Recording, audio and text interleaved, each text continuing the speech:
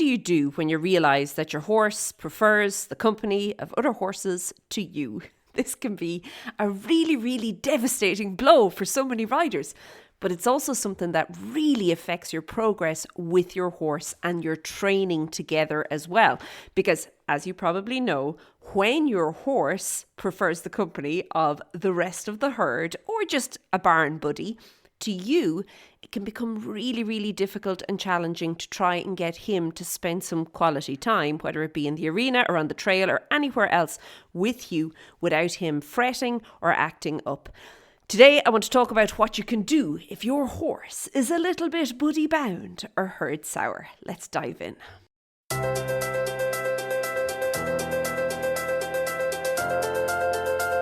Hey there, and welcome to the Daily Strides podcast. My name is Lorna Leeson. I'm an equestrian trainer and coach, and I work with riders from all over the world to help them to have a greater connection with their horse, build the partnership, get the training done, improve as a rider, and all that, especially if they don't have a trainer or coach. Okay, so when your horse doesn't want to really be with you and is not afraid to let you know about this, yeah, it makes the whole training and improving the partnership thing really, really difficult. And very often this can actually get downright dangerous, okay, both for yourself and your horse.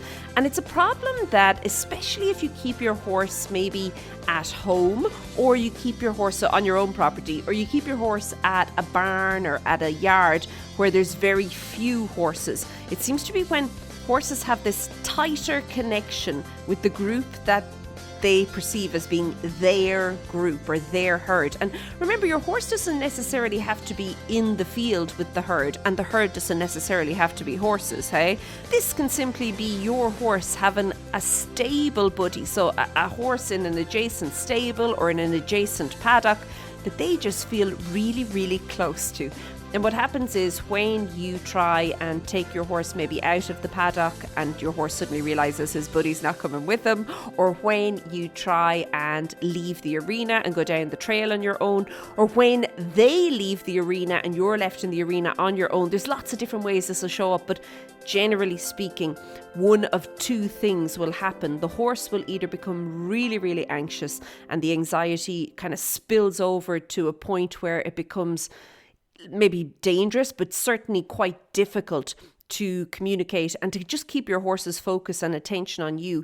But the other thing that can sometimes happen is that your horse figures out that if he throws a little bit of a wobbler, if he throws a tantrum, he actually gets to go back to his friend or his friends much more quickly than what would usually happen, okay? And he begins to see this tantrum. And I say the word tantrum because generally speaking, at this point, your horse isn't really maybe fearful. There isn't anxiety.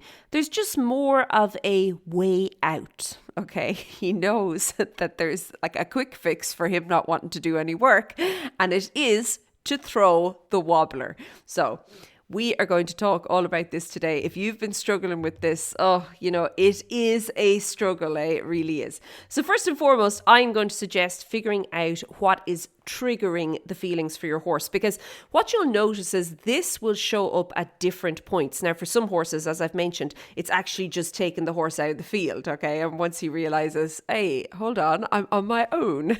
And he decides, nope, not in for that, not going any further. Now, for other horses, it can actually be when the other horses begin performing. So maybe your horse is as cool as a cucumber and is fine. And then the other horses that are left in the field or left at the stables, they begin to throw the wobbler. And then your horse obviously picks up on this and decides, oh, you know what? They could be right. Maybe I should also become a little bit worried about this and try and get back to them, okay?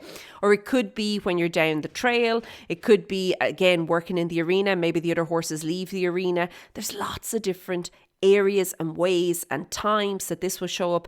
I think what's really important that when you want to really and truly work with this in a way that you can, I suppose, deal with the problem once and for all so that you and your horse can really begin to work on from it. You need to know where the kind of defining point is. You need to know what the trigger is and then how you can begin to actually approach that, okay? I think that it's really important to take into account any past experience that your horse has. And I realize you may not know all of the things your horse has been through in his life. But what is important to know is that a lot of things horses are doing are learned. And whether they're learned because somebody trained them that way, okay, intentionally, or whether it's learned due to somebody allowing something, so not having maybe a strong boundary around something, it doesn't really matter. The thing is, if your horse has learned to do things a certain way, that is going to keep on coming through, okay? So you will often find that if horses have been bred for a certain purpose, okay? So let's take racehorses, okay? Thoroughbreds are racehorses. So let's take that into account, okay? A lot of them will have a similar experience, and you'll actually see this show up over and over and over again with these type of horses. Now, this is not just for thoroughbreds or racehorses. I really do feel that if your horse has been bred at a stud that caters to a specific discipline or is breeding horses for a specific purpose or task, this may also be true, because their early life is often very similar. So if we go back to the whole thoroughbreds, very often they're with horses their own age, they'll be weaned together, left together, and then as they go maybe through, they'll get ready for the sales together, then they'll go to pre-training yards together, then they're worked together, then they'll go to the track and maybe start working with a trainer if they're good enough together, and then a whole big part of their job is actually staying with the herd, keeping up, hey? You don't want the thoroughbred who's getting left behind. So you can see, like, all through their life, this kind of instinctual be with the herd and stay with the herd, that the feelings that they already have, it has been reinforced until they retire. And then they start out on their second career, okay, the second chapter of their life. And suddenly they are expected to now be happy having their rider as their absolute constant companion, their person to put all their trust in, to build a connection with, and to absolutely do everything together.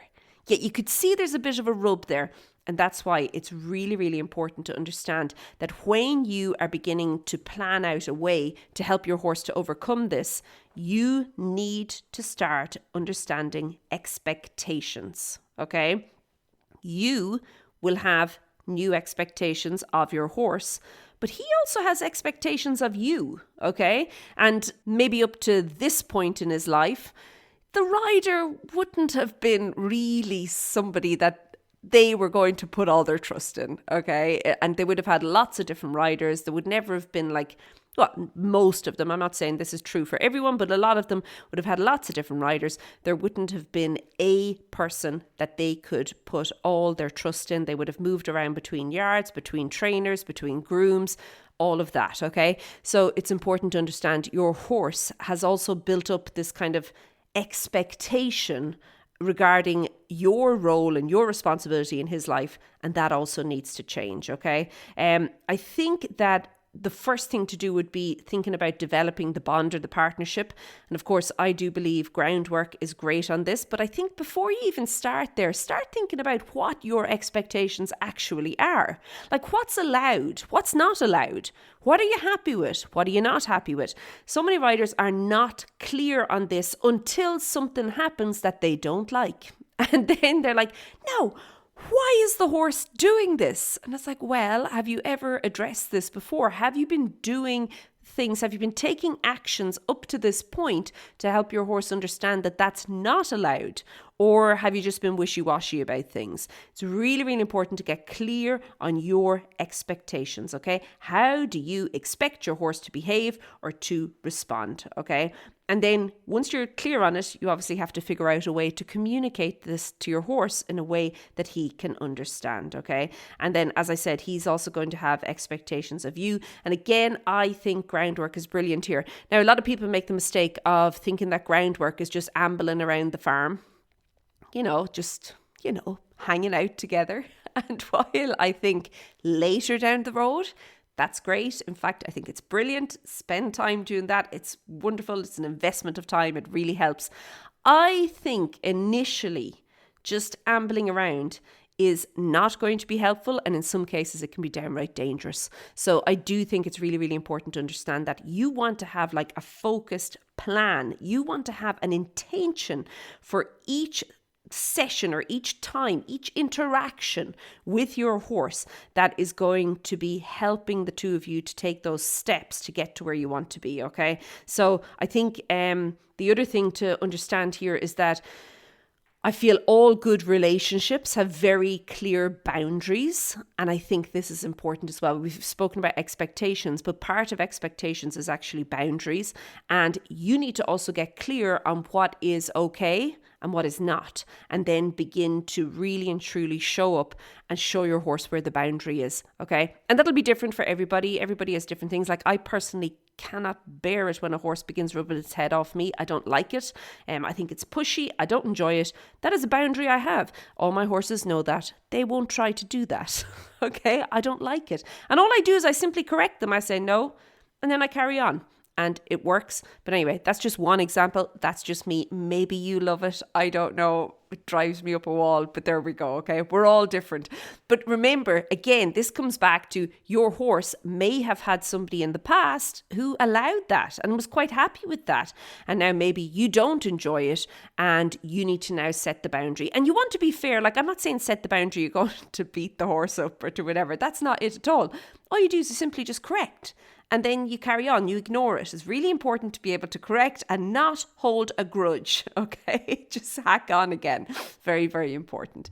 Okay, now, again, I'm going to turn this back to you. If you were to think about somebody that you trust, okay, like somebody that you would follow, you were like, if things are going sideways, this person, you would absolutely say, no, it's okay. Even if things are going a bit wild and crazy and definitely not to plan, this person is always reliable, they're consistent, probably even tempered, and they are available for me. They're available when I need their help. You need to be that for your horse. And I think two of the very key kind of terms there is that they're reliable and they're consistent, okay? Even tempered all the time. You want to just be relaxed. You want to be able to remain calm. But if you can think about how could I show up in a way that if things become uncomfortable or even scary, my horse will feel better for the fact that I am there with him, okay? Like I can bring something positive to this situation. It is important. This is all mindset work for riders. And so often we fail to do this part. And this is really the big work that has to be done. And it has to be consistent, okay? You have to remain steady for you and your horse. So many riders make the mistake of being sucked into the drama. I see this all the time. I see it when they're riding. I see it when they're on the ground with the horse. I see it all the time. So how I see this is you have this intention, whatever the intention is. Let's say the intention is to go, I don't know, over the trotting poles, okay? So we've got like this row of trotting poles. Let's say there's 5 trotting poles there. And your intention is to go over the trotting poles. But on the way to the trotting poles, your horse throws the wobbler. And your horse is like, no, couldn't possibly go over those trotting poles. In fact, there's another horse over there and I need to go there. And you see what so many riders do is they get sucked into that little piece of drama and they kind of get stuck. They can only focus on the fact that their horse wants to go to the other horse. No, that's not your intention, which means that's not your focus. Your focus is getting over the trotting poles. Your focus is to ignore your horse's little drama and then to support and help him to refocus his attention to get over the trotting poles, okay? You need to keep your focus, your mind, and your intention on your end game, what you want. Don't get sucked in. And if you are not being consistent, if you're not remaining quote unquote steady, that's really difficult. You're going to be sucked in. So work on that, okay? Really, really important. Now, I think also as you're making your plan, you have to be really, really clear on what is going on with your horse. We've said this. Remember I said about the triggers? And also something I've already mentioned, but I think it's important to clarify on this. Horses, I find, when they are buddy bound or herd sour, or they just have a friend that they don't want to leave, okay, whatever way you want to look at it, okay, when they just love being with the other horses more than you, or it doesn't have to be a horse again, it could be a goat or whatever, okay, whoever they love and feel comfortable with. When they don't want to be with you, they want to be with them. There's very often kind of two sides to this. You'll have the horse who is truly anxious, like they are worried, they are maybe feeling a lot of fear, they are just not comfortable at all, and they do not want to be with you. That is very different to the horse who has figured out that if he throws the wobbler or the temper tantrum, he gets to go back to his friends. Now, it's the same thing. Essentially, they both want to get back to their friends, but it's how they feel about it. I would say that with the horse who's throwing the temper tantrum, and just like the wobbler, it's like napping. Often you'll hear it called that. They just don't want to go forward. They don't want to go away from their friends.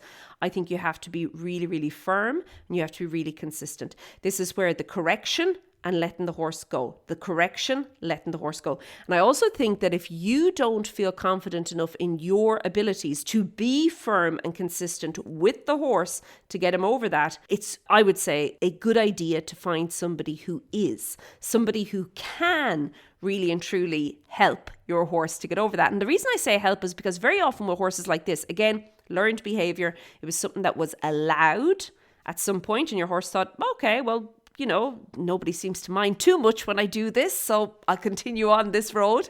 But when your horse is doing that if you have a person who can basically ride or lead, whatever, this can be on the ground or in the saddle, it makes no difference, but get your horse through it, okay? Like get them past it. And you'll find that the first few minutes are always like jumpy and dancy and like almost like if you could say the word, your horse is like just ticked off that he's been made go wherever it is he doesn't want to go, okay? And you kind of get this cold shoulder attitude from your horse. But if you can have somebody to get your horse past that, get your horse through that, usually 2 to 3 times of doing that, that's it, it's done. It's not even a thing anymore, it's finished, okay? So there can be a quick resolution to that.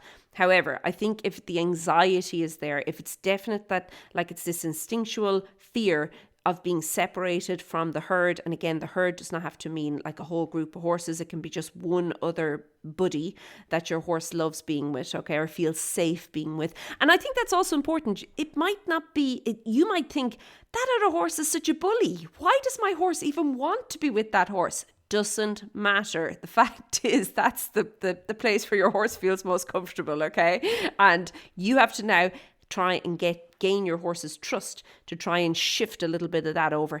I think that's going to be a more long-term approach, and I think more like small, consistent steps are the way to go there. I don't think like kicking on through, pushing on through, push your horse out of the comfort zone, I really don't think long-term that's a good solution for that.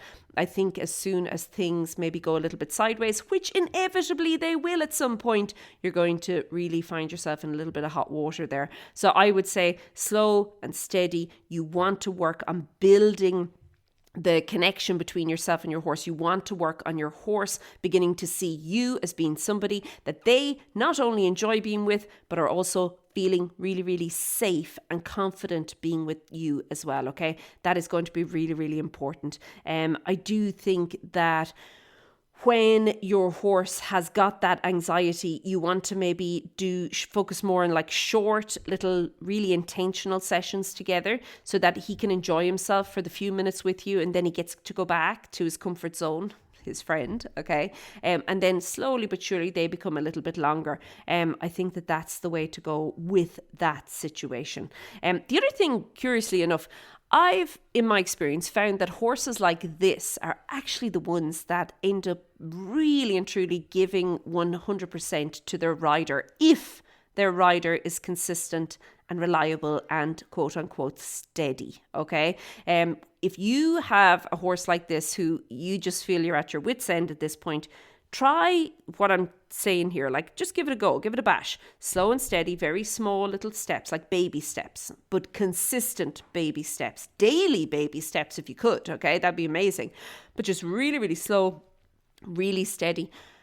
Once those horses, and again, this is my personal experience, once they begin to almost like transfer that trust across to you, that is an amazing partnership. Those partnerships, they're the ones that you just remember forever. They are the horses, people say horse of a lifetime. That is that horse. So stick with it. It's well worth it in the long run. Now, the final thing I'm going to say is very often, let's go back to our thoroughbred example. Very often, if you can have other horses and riders to kind of be with while you're with your horse, it can help the horse. It can help ease the anxiety. Ideally, these are not the horses that your horse is like really kind of feeling connected to. Okay, these are a different group. Okay, but you want to make sure that they are just as calm and steady and just solid, rock solid, okay, for you and your horse. What I like to do in the arena would be just to walk together initially. And I say the arena, so you're in like an enclosed space here. And walk together and again, I'm coming at this from an OTTB point of view, but that do what the horses are used to doing.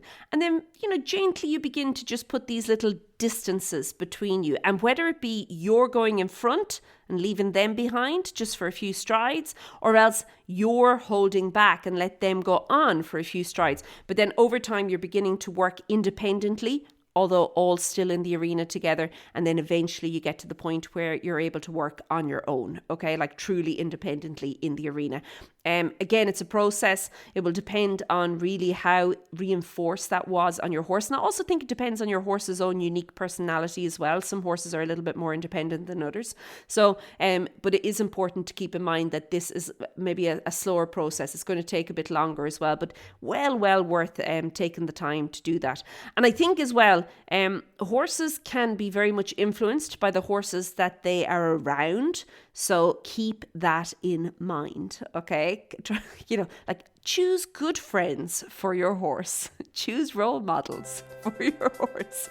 I know that sounds a bit ridiculous, but it's true, hey? It is true. I think that's really important.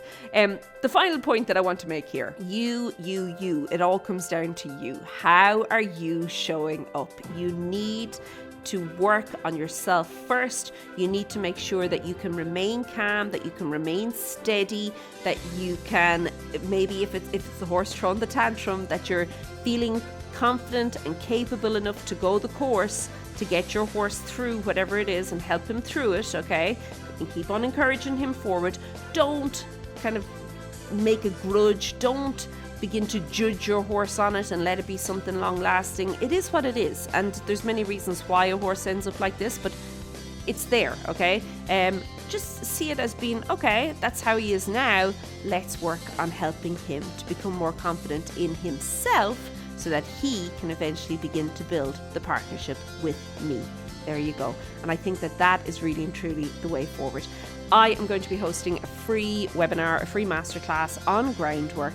It will be the week after next. I'm so excited about it. You can sign up for that if you want over at stridesforsuccess.com/webinar.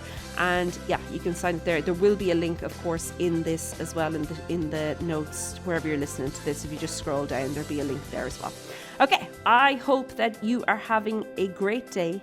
Keep well, and I'll chat to you soon. Be good. Bye.